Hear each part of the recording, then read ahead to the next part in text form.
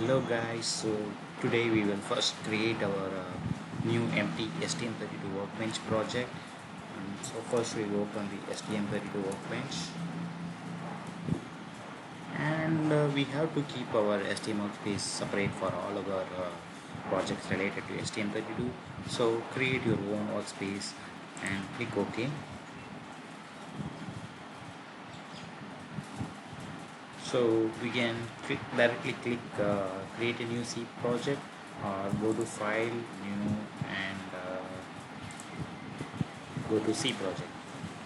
So type the project name as my first driver and choose the empty project with AC6 STM32 MCU GCC as our toolchain and click on next. So we will use both debug and release versions. So mostly debug version will be used while development and release version will be used for the production. So we will choose our processor series. So it's STM32 F1 and board. I have already created a board for blue pill, or you can create a new custom board with selecting your MCU. So our MCU for the blue pill is F103 C8TX. So this is our board, and you click on it and you can create a new board name and OK. So I have already created a blue pill board which is of same configuration, and then we will click on next.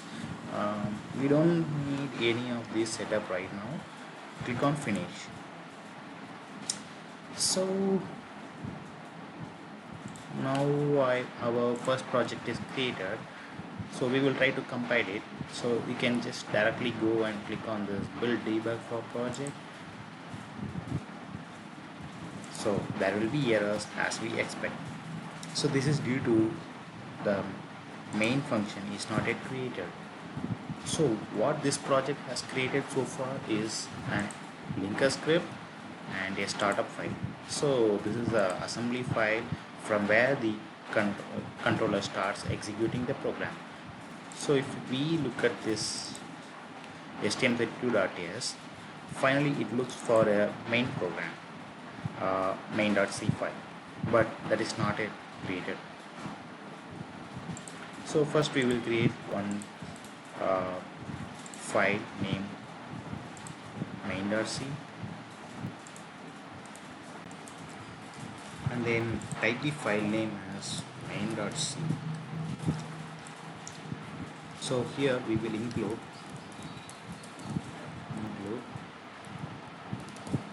main.h, but we don't have it yet, so we don't have to include it right now, and just put void main. That's it. So here we are not doing anything right now. It doesn't do anything, and the program has after executing this main function. So we will save it and then do compile now. Yes, so our compilation is successful and our driver is created. ELF is created, so we can look at it at the debug directory. So this is our ELF file, and this is our main file, map file. Everything is present here. Hooray! Okay, so now let's make our application more interactive by providing it with the printf statements with which we can see what's happening in the application during the runtime without stopping the application. So usually we need a UART or USB connected to the hardware to make it like interactive with the printf statements, but ARM provides a feature called semi-hosting, which we can use like UART or something terminal to see the debug messages. So let's see how we can add that. In the last video I think we have used void main, but there you will be seeing a warning, so change it to int main and with return 0. Okay, now first we will go to the configurations, right click on the project name and go to properties. So first then go to the C++ build and settings. In that yes, so for debugging we can have this set to maximum -G3. Optimization, we can select optimize for debug -G if it is not selected already, and miscellaneous we can have it, and just ensure that you have -F message length equal to 0 and -C. Then in the MCU GCC linker we have to add a library called rdmon. So if it is not there already, click this button and just type rdmon in that and click OK and go to the miscellaneous, and here we have to add specs. So just enter as I do here.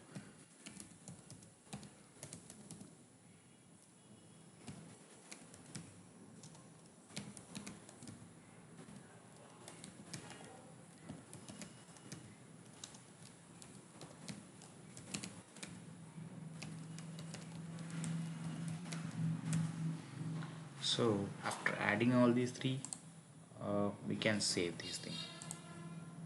Okay, let's compile and try this. Yeah, so before this we have to add one external function, like type the same.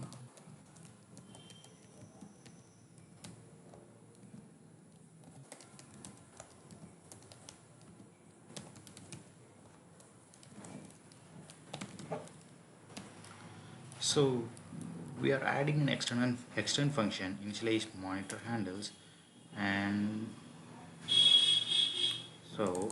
we have to call this in our main function. Now we are doing something, so remove this, do nothing, and yeah,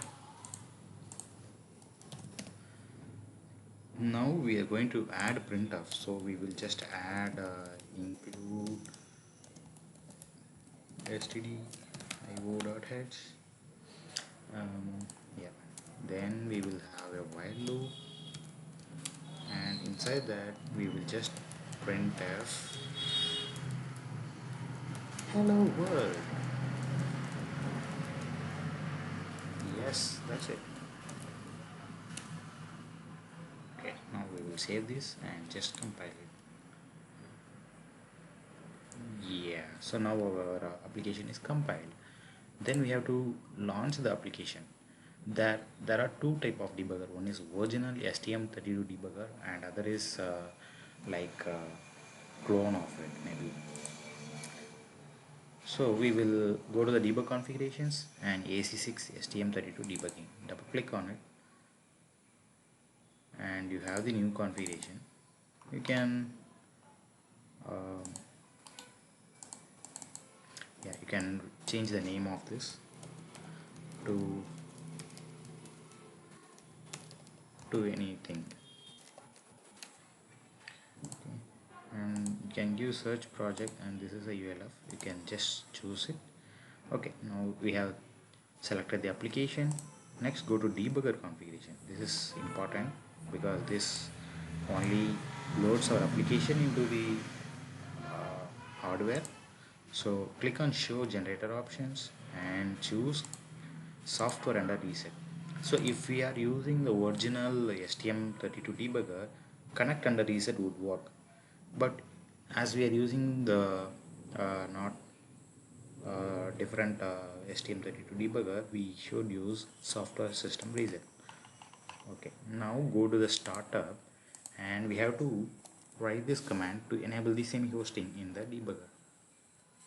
So monitor semi hosting enable. Okay, that's it. Now apply and click debug.